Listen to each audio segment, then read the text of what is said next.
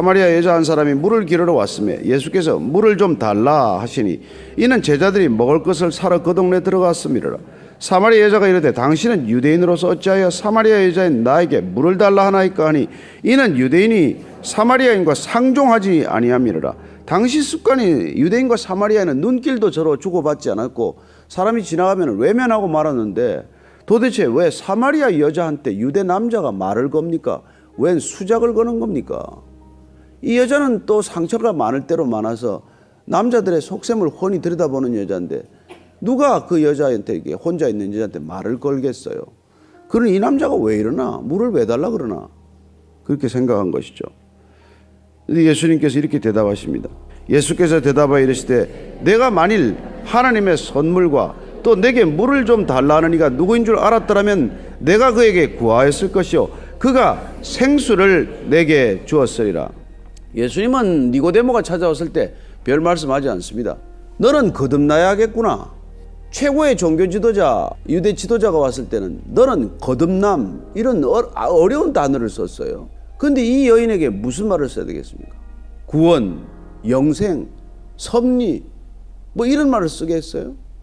예수님께서 물로 대화를 시작하시고 우물가에서 당연히 물로 이 영생을, 구원을 설명하기 시작하는 것이죠. 하나님의 선물, 이게 거듭남이에요. 성령 세례예요. 구원이에요. 영생이에요. 그 모든 단어를 하나님의 선물, 이렇게 쉬운 단어로 한마디 이 여인에게 얘기하고 있는 것이죠. 여자가 이르되 주여 물기를 그릇도 없고 이 우물은 깊은데 어디서 당신이 그 생수를 얻겠사옵나이까? 우리 조상 야곱이 이 우물을 우리에게 주셨고 또 여기서 자기와 자기 아들들과 짐승이 다 마셨는데 당신이 야곱보다 더 크니까? 그럼 당신 두레박도 없고 아무 뭐 없는 주제에 뭘 지금 주겠다는 거예요. 지금 두레박은 내가 가지고 있는데, 그렇지 않아요? 그리고 이 우물은 야곱이 우리에게 줬는데 당신 지금 이 우물보다 큰 무슨 우물을 가지고 있어? 뭐 이런 수준의 대화가 지금 오가는 거예요.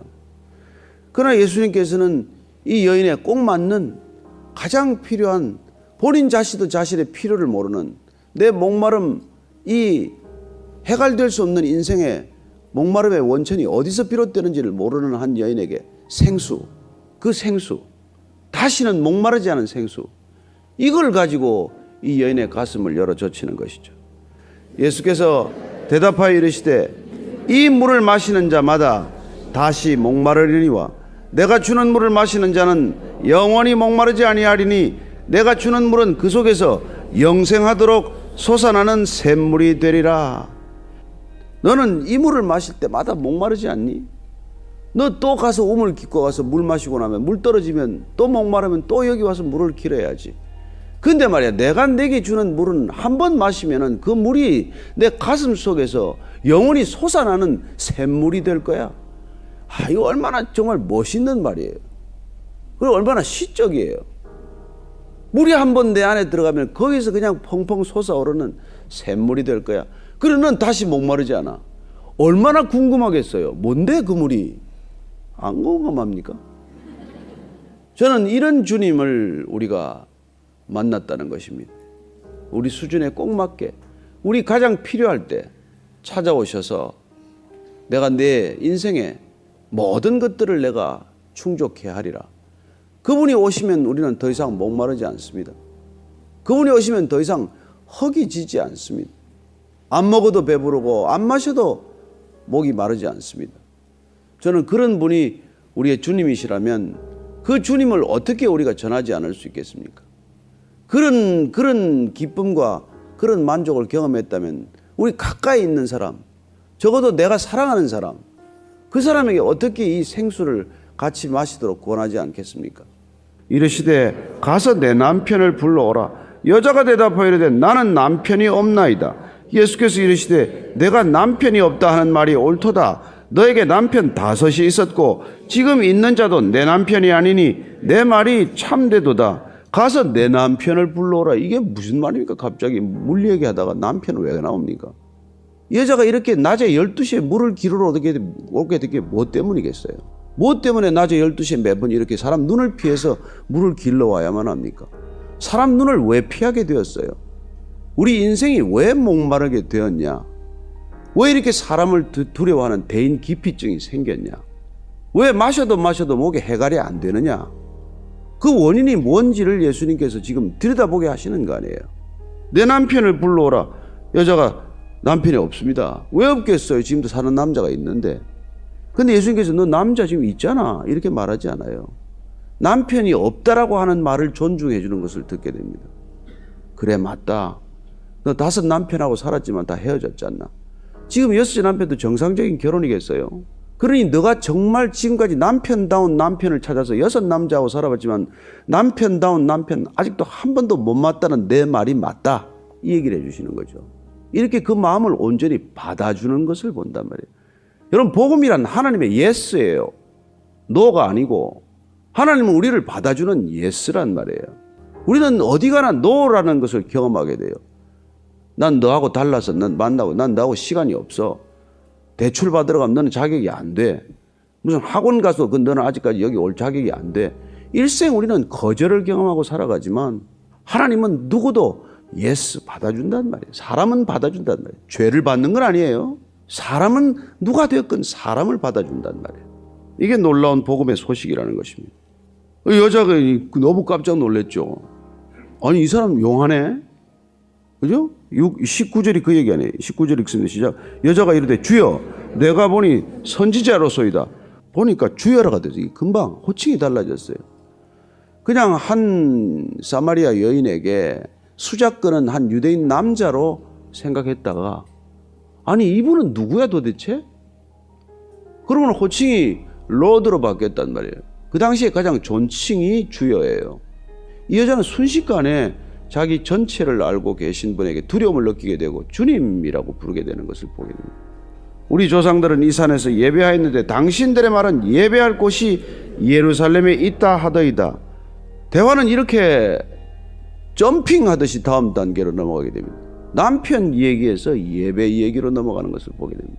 이 여인은 지금 어디에 홀린 듯 사실은 자기 깊은 내면을 다 스스로 들여다보기 시작을 하는 것이죠.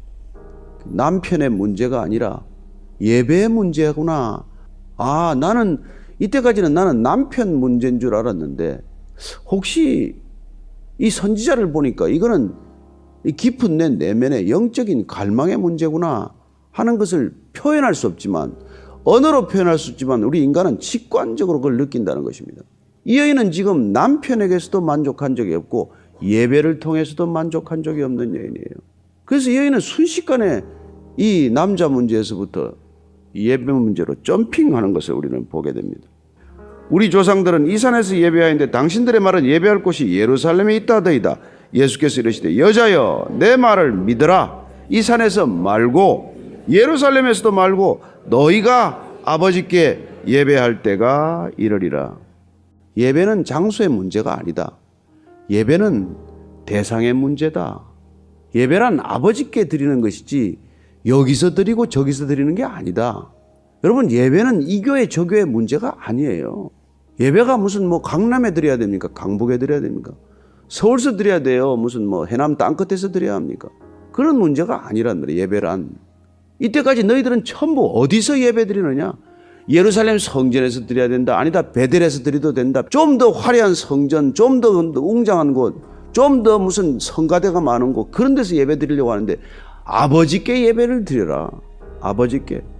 그리고 22절 예배의 문제점을 말씀해 주십니다. 시작. 너희는 알지 못하는 것을 예배하고 우리는 아는 것을 예배하노니 이는 구원이 유대인에게서 남이라. 사마리아 예배의 문제는 한마디도 알지 못하는 것을 예배하고 있다는 것입니다.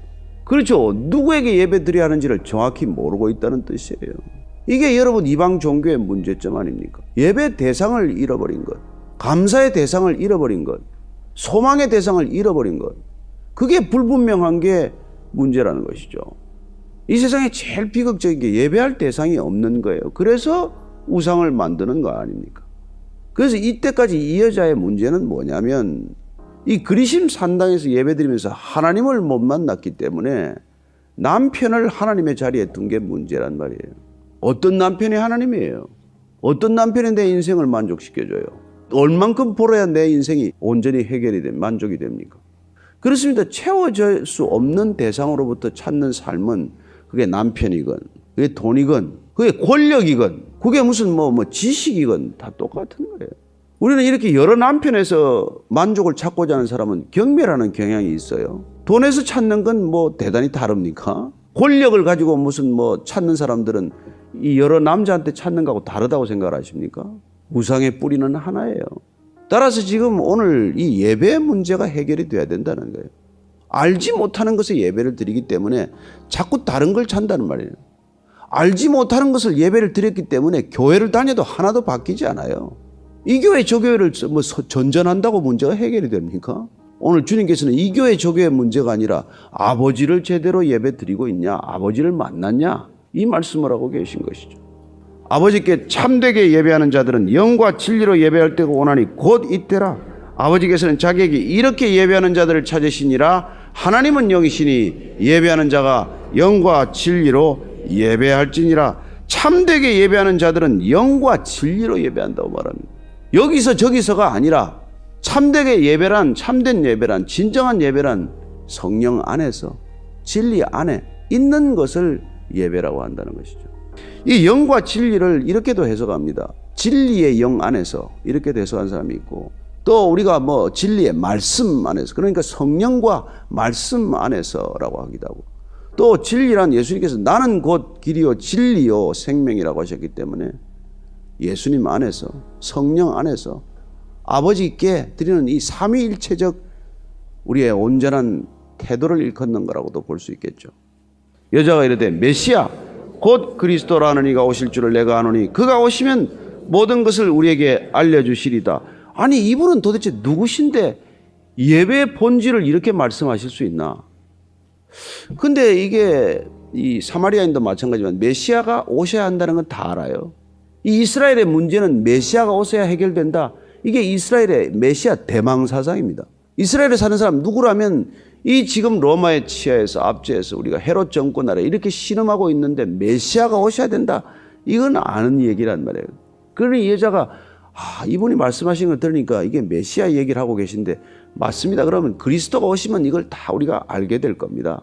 근데 예수님께서 26절 내게 말하는 내가 그라 하시니라. 이 짧은 대화 속에서 본인이 메시아라는 것을 밝히는 건 처음이고 아무한테도 안 밝힙니다. 이 내가 그라 하는 게 그 유명한 에고 에이미 I am, 여기 영어 성경은 I am he 이렇게 돼 있죠. 근데 이 에고 에이미가 요한복음에 전부 24번이 나오는데 이 표현이야말로 하나님을 이름하는 것으로 우리가 그걸 받아들여야 된단 말이에요. 그 떨기나무에 나타나신 하나님이 I am이라고 표현했던 그 표현, 하나님의 자기 이름, 우리는 그걸 나는 스스로 있는 자니라고 표현하지만 그걸 예수님이 계속해서 쓰고 있다는 것, 이게 사도 요한이 예수님이 누구인지를 이 요한복음을 통해서 우리에게 알려주고자 하는 핵심이라고 하는 것입니다. 저는 여러분들이 예수님을 하나님으로 믿을 수 있게 되기를 바랍니다. 그분이 인간 예수로 믿는 사람들도 수없이 많지 않습니까? 도덕 선생점으로 생각하는 사람이 얼마나 많아요. 내가 이해되는 만큼 예수를 가지고 그냥 지내는 사람이 얼마나 많습니까? 그러나 오늘 예수님께서 이 우물가에서 처음 만난 한 여인에게 내 말을 믿으라. 내가 그니라. 내가 그리스도다.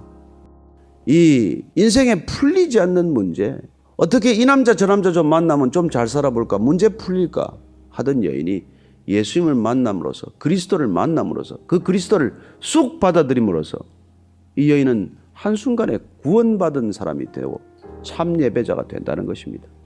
저는 오늘 이 여인의 얘기를 따라가면서 우리 신앙이 어디에 걸려있나를 다시 한번 깊이 돌아보는 시간이 되기를 바랍니다. 어디에 걸려 계십니까? 어디에 걸려서 그렇게 10년, 20년 교회 다니도 그렇게 고래 힘줄처럼 안 변하는 저와 여러분이 되고 말았습니까? 뭐에 걸려 있어요? 왜 그렇게 주님의 이름을 불러가면서 주여 주여 기도하는데 왜 여전히 목마릅니까? 뭐가 문제입니까? 그걸 우리가 해결하지 않으면 뭐하러 그렇게 오랜 시간 예수를 믿는다고 말하겠어요? 오늘 각자가 주님을 깊이 만날 수 있는 시간, 그분과 문제의 뿌리가 쑥 빠지는 시간 되기를 축복합니다.